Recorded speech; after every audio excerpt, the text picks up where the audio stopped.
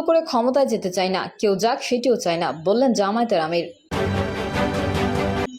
ময়মনসিংহে আওয়ামী ফ্যাসিস্টদের গ্রেফতারের দাবিতে বিক্ষোভ। জামায়াতের দাওয়াতি কাজে বিএনপি কর্মীদের হামলা, আহত 2। পুলিশের কাছ থেকে ছিনিয়ে নেওয়া হলো নিক্সন চৌধুরীর সহযোগীকে। এবং সর্বশেষ জানাবো শিক্ষার্থীদের সংঘর্ষ, আলোচনায় সমাধানের সর্বোত্তম পথ। এতক্ষণ শুনছিলেন সংবাদ শোনাম, এবারে বিস্তারিত। তবে তার আগে অনুরোধ থাকবে আমাদের চ্যানেলটি সাবস্ক্রাইব করে বেল আইকনটি ক্লিক করুন।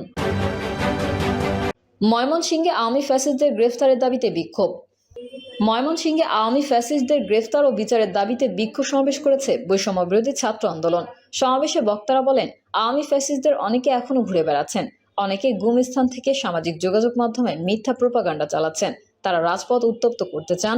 আইন শৃঙ্খলা রক্ষাকারী বাহিনীর জোরালো তৎপরতা না থাকায় আওয়ামী লীগ নেতারা ধরাছোঁয়ার বাইরে থাকছেন। তাদের গ্রেফতার সহ যথাযথ বিচার নিশ্চিত করতে হবে।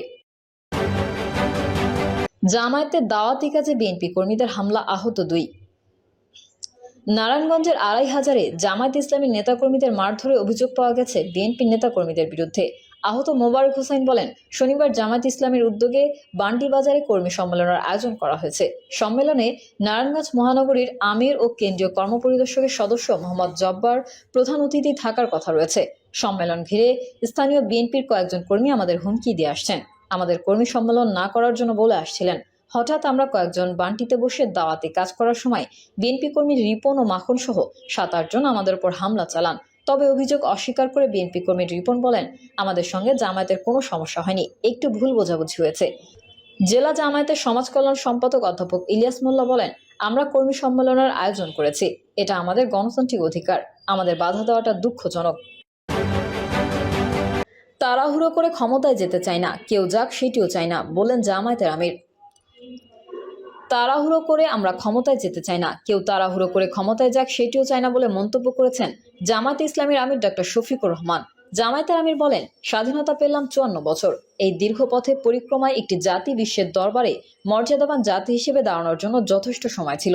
কেউ যদি বলে স্বাধীনতার পরে এই জাতির জন্য ভালো কিছুই হয়নি, আমি একমত হব না। অনেক কিছুই ভালো হয়েছে, কিন্তু যদি দুর্নীতি ও দুঃশাসন না থাকতো তাহলে অকল্পনীয়ভাবে বাংলাদেশ মাথা উঁচু করে দাঁড়াতে পারত। দুর্নীতি ও দুঃশাসনের কারণে আমরা স্বাধীনতার সেই ফসলটুকু ভোগ করতে পারলাম না। সম্প্রতি দুঃশাসন আমরা প্রত্যক্ষ করেছি। শফিকুর রহমান বলেন, আমাদের সম্মানিত সহকর্মী সিরিয়াল করে 1 থেকে 11 জনকে আমাদের বুক থেকে ছিনিয়ে নেওয়া হয়েছে। মহান রবের দরবারে দোয়া করি, আল্লাহ তোমার এই গোলামদেরকে বিশেষ ভালোবাসায় গোলাম হিসেবে কবুল করুন, তাদেরকে শহীদ হিসেবে কবুল করুন। জান্নাতের দরজা তাদের জন্য তুমি নির্ধারিত করে দাও।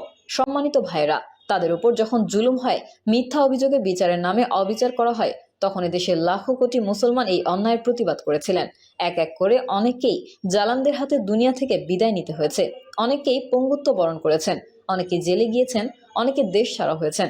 সারা বাংলাদেশের চিত্র এক এবং অভিন্ন। আমাদের শত শত ভাই বোনকে খুন করা হয়েছে। বোনদের মাঝে আমাদের জয়পুরহাটেও একজন বোন ছিলেন যাকে খুন করা হয়েছে। অসংখ্য মা বোনের ইজ্জত লুণ্ঠন করা হয়েছে। দফায় দফায় মামলা দিয়ে রিমান্ডে নিয়ে তাদেরকে কষ্ট দেওয়া হয়েছে।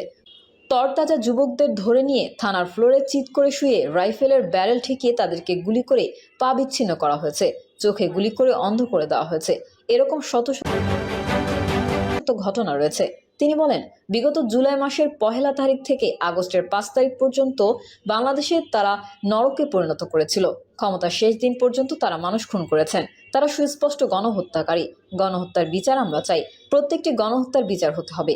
আমরা সরকারকে বলি, অগ্রাধিকারের ভিত্তিতে গণহত্যাকারীদের বিচার করুন। এতে শহীদদের আত্মা শান্তি পাবে, আহতরা একটু শান্তি খুঁজে পাবে, 18 কোটি মুসলিম মানুষ খুশি হবে।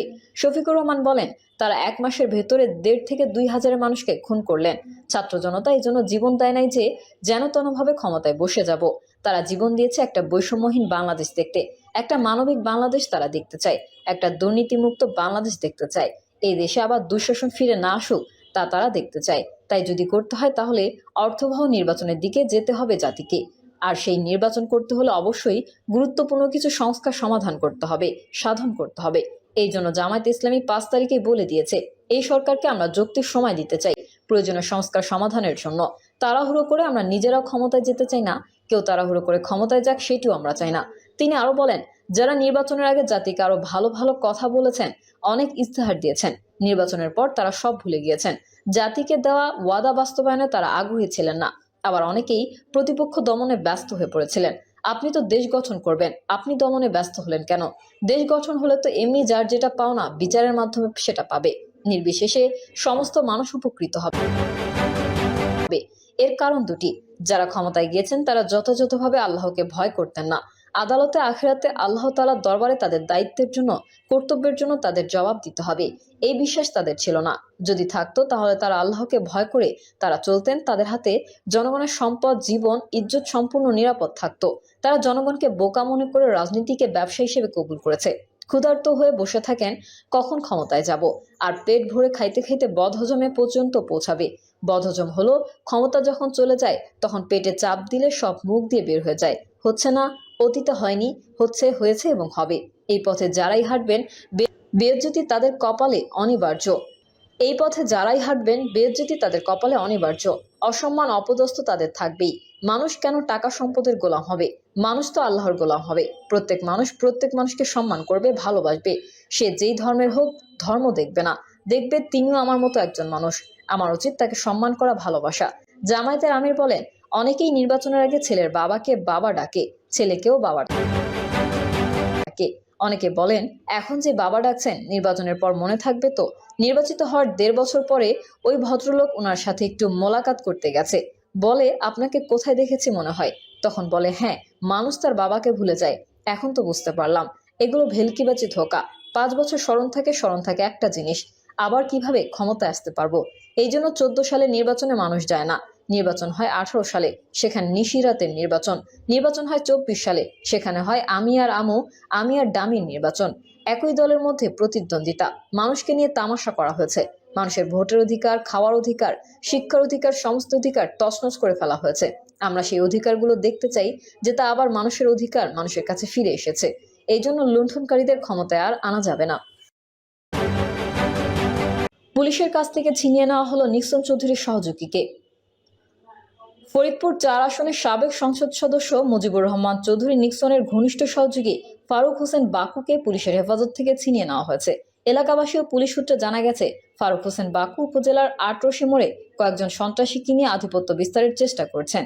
এই খবর পেয়ে সদরপুর থানার উপপরিদর্শক কাজী রাসেল ঘটনাস্থলে ছুটে যান এবং ফারুককে আটক করে থানায় নিয়ে আসেন।